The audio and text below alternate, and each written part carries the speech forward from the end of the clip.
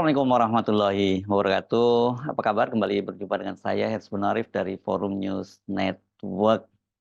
Bagaimana dengan nasib hak angket setelah siang ini Presiden terpilih berdasarkan dari penghitungan suara KPU, Prabowo Subianto, menemui Ketua Umum Partai Nasdem Surya Paloh di Gedung Nasdem Tower di kawasan Gondang Dia.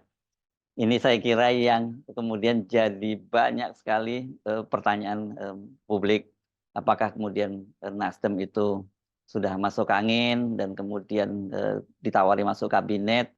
Dan dengan begitu berarti dipastikan hak angket itu ya tidak akan berlangsung, tidak akan berjalan di DPR RI. Saya kira ada baiknya kita simak dulu ya ketika ada konferensi pers antara Surya Paloh bersama dengan Pak Prabowo Subianto. Pertemuan mereka sendiri sebenarnya nggak berlangsung terlalu lama ya, karena tadi hanya beberapa, nggak sampai 1 jam, dan kemudian sudah setelah itu mereka memberikan keterangan kepada pers.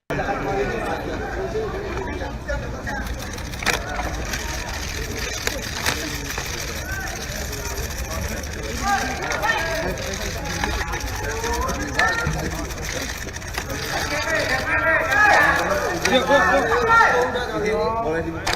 Jalannya kaki Bapak boleh dibuka.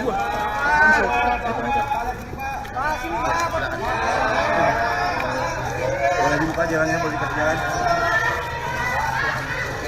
Boleh dibuka jalannya.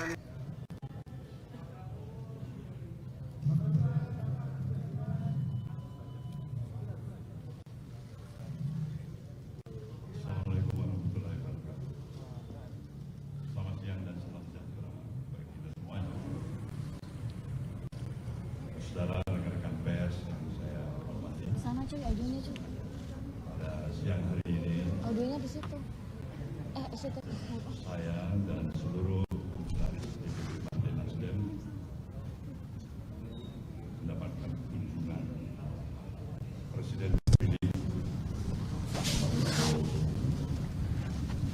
Kunjungan ini adalah kunjungan silaturahmi mengingat sebuah perjalanan panjang di antara hubungan personal kami berdua kurang lebih 40 tahun.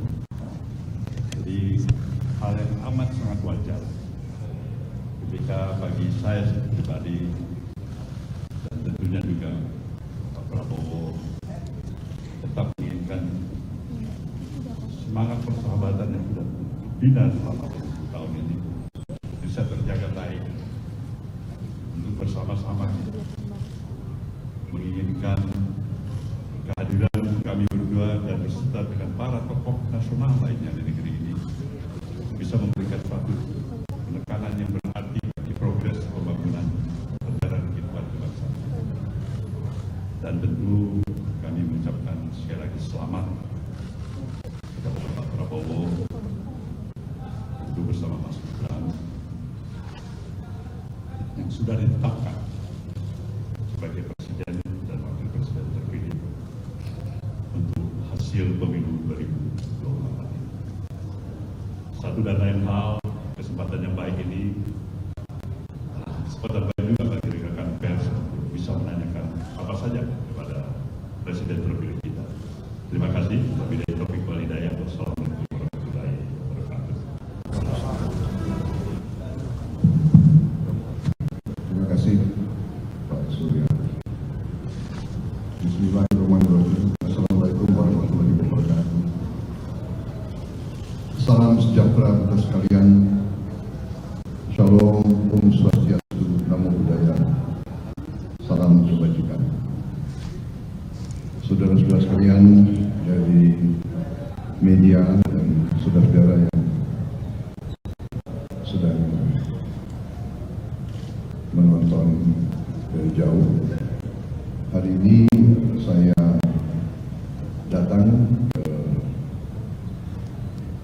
keluarga besar Nasdem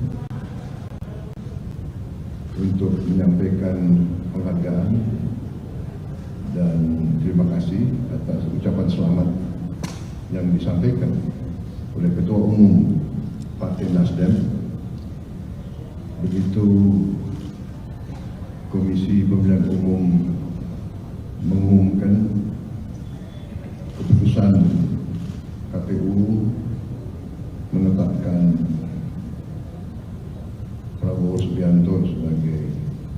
Presiden terpilih dan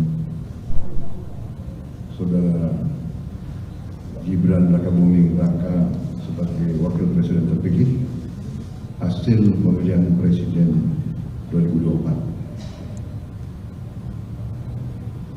Ketua Umum Partai Nasdem Pak Surya Paloh langsung mengucapkan selamat, dan untuk menghormati ucapan tersebut saya datang dan diterima hari ini di markas besar Partai Nasdem. Saya kira makna daripada peristiwa-peristiwa ini semua adalah bahwa bangsa kita telah berkembang menjadi bangsa yang dewasa, yang matang dengan sistem demokrasi. Sistem demokrasi bukan sistem yang mudah, apalagi di bangsa yang sebesar kita. Kadang-kadang kita tidak paham dan tidak sadar bahwa negara kita sangat luas, sangat besar. Jumlah penduduk keempat terbesar, luas wilayah hampir sama dengan Eropa Barat. Dan kita memiliki jalan demokrasi, dan kita melaksanakan pemilihan umum yang dianggap salah satu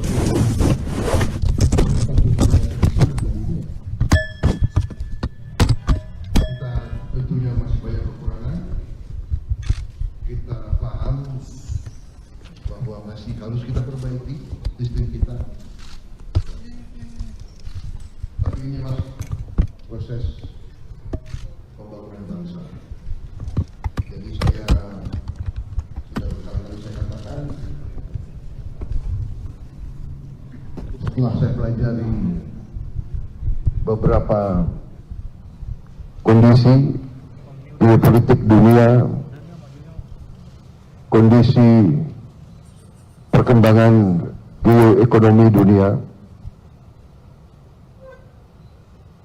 saya berkeyakinan juga dari analisa-analisa banyak pihak bahwa Indonesia ini arahnya adalah akan menjadi negara yang kuat, yang makmur.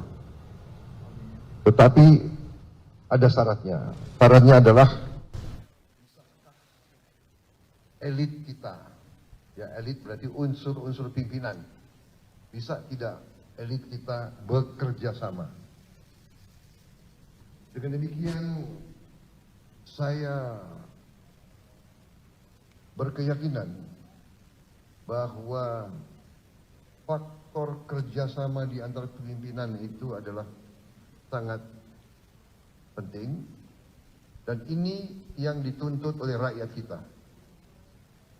Saya keliling selama masa kampanye, saya merasa getaran dari rakyat, saya lihat sorotan mata, saya lihat suasana rakyat. Rakyat menginginkan pemimpin-pemimpinnya rukun.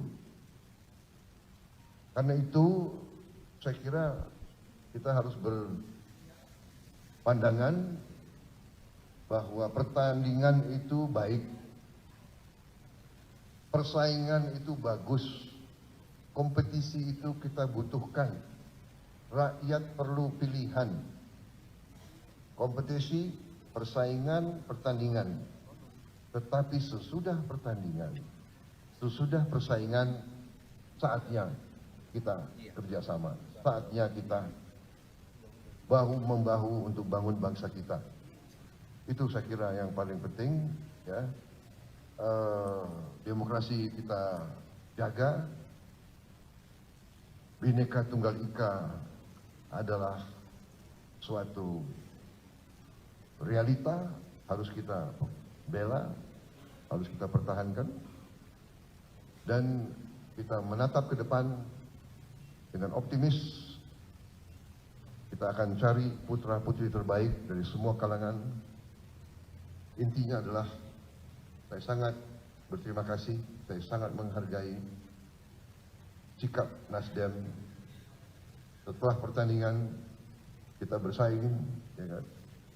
Tapi kita tetap bersahabat, kita tetap satu keluarga, kita tetap cinta tanah air.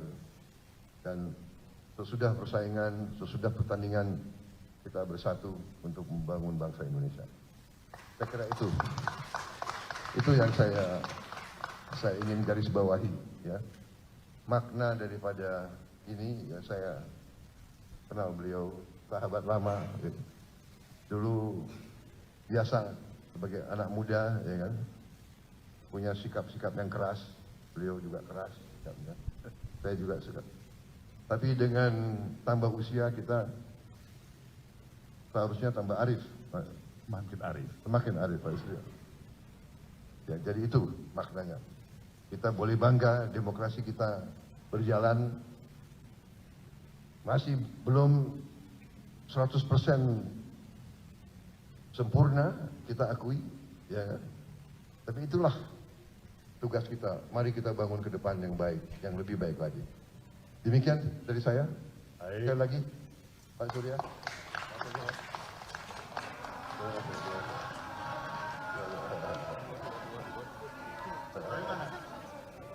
Komando.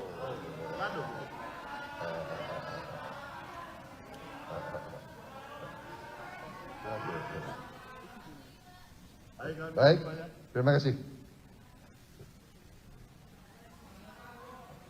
Udahlah, sudah jelas, masa pertanyaan terus ya. Ini tunggu buka puasa ini. Ya. Oke.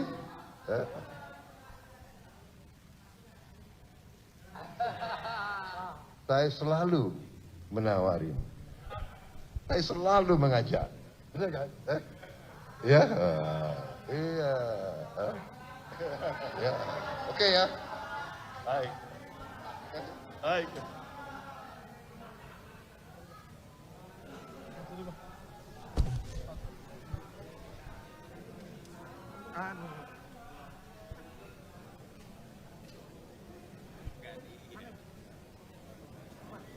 Kalau Anda menyimak pernyataan dari Pak Surya Paloh tadi yang pertama kali menyampaikan itu kan jelas tadi Pak Surya Paloh menyatakan dia mengucapkan selamat secara langsung kepada Pak Prabowo yang telah terpilih sebagai presiden. Itu kalimat dari Pak Surya Paloh jelas itu yang telah terpilih sebagai presiden. Dan kemudian Pak Prabowo juga menjelaskan mengapa dia datang ke Nasdem Tower itu alasannya ya karena dia ingin mengucapkan terima kasih karena Surya Paloh telah memberikan ucapan selamat. Karena memang di antara semua partai-partai politik oposisi itu ya baru Surya Paloh yang memberikan ucapan selamat. Apa artinya sebenarnya dari pernyataan Pak Surya Paloh? Ya bisa diartikan bahwa dia tidak mungkin lagi mengajukan hak angket ya karena kalau dia memberikan ucapan selamat dan kemudian mengajukan hak angket, padahal konsekuensi hak angket itu selain tentu berdampak pada pemakzulan Jokowi, tapi bisa juga pembatalan dari hasil pemilu termasuk pilpres ya karena itu tadi hak angket ini kan bertugas untuk menyelidiki adanya kecurangan-kecurangan dalam pilpres terutama ya. Kalau kemudian dari hasil hak angket tadi dari panitia angket itu kemudian menemukan kecurangan kan ada konsekuensinya tadi itu maksimal minimal itu pemakzulan Jokowi, maksimal termasuk pembatalan hasil pemilihan umum termasuk pemilihan presiden. Ya dengan begitu Prabowo tidak lagi akan menjadi presiden. Karena itu makna ucapan Surya Paloh tadi menjadi penting yang dia mengucapkan selamat atas terpilihnya Prabowo sebagai presiden. Dan wajar kalau kemudian Prabowo langsung menyambut itu dengan cara ini menjemput bola langsung mendatangi kantor partai Nasdem. Karena dengan ucapan Surya Paloh itu saja berarti sebenarnya sudah selesai ini tahapan sengketa pemilu, tinggal yang berlangsung terjadi di Mahkamah Konstitusi. Sementara prosesnya di DPR itu sudah selesai.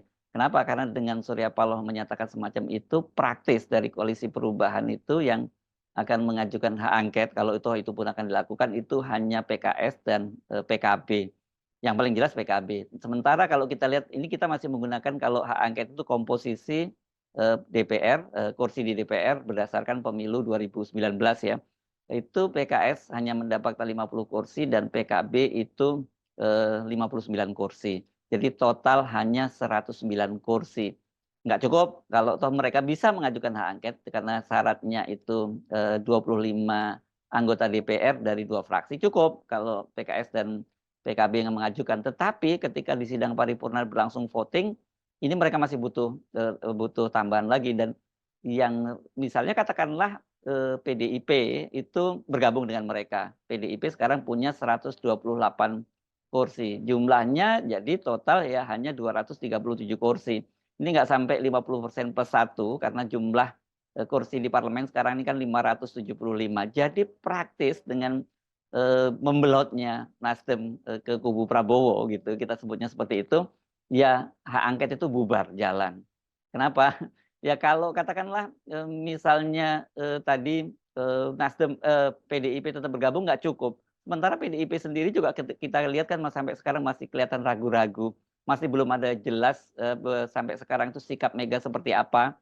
Tapi kalau kita bisa baca dari sikapnya Puan, ya memang PDIP ada juga faksi yang tidak menginginkan adanya hak angket. Kita tahu pada saat awal pembukaan sidang paripurna itu kan yang masa-masa krusial yang harusnya Puan Maharani memimpin sidang paripurna, tapi dia justru malah menghadiri acara di Prancis, yang acara parlemen wanita di dunia.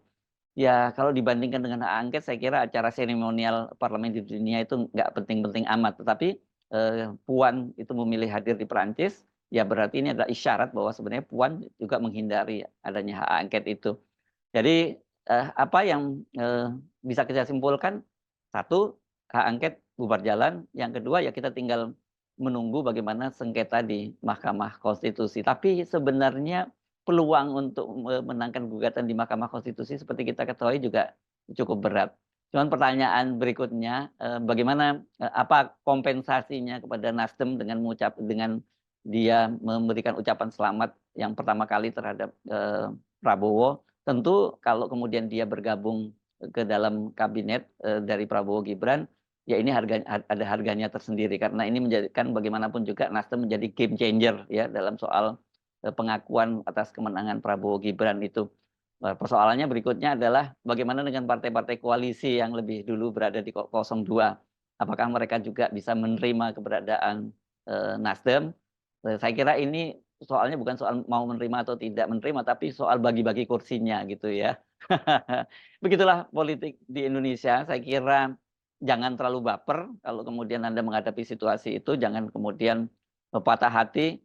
Nah kalau Anda berjuang, terus berjuang. Ya jangan pernah patah semangat. Jadi jangan berpikir bahwa perjuangan Anda itu berakhir hari ini. Masih panjang perjuangan kita untuk memperbaiki Indonesia ini. Tetap semangat, tetap juga semangat menjalankan ibadah puasa. Saya Hersman Arif dari Forum News Network. Sampai jumpa lagi. Wassalamualaikum warahmatullahi wabarakatuh.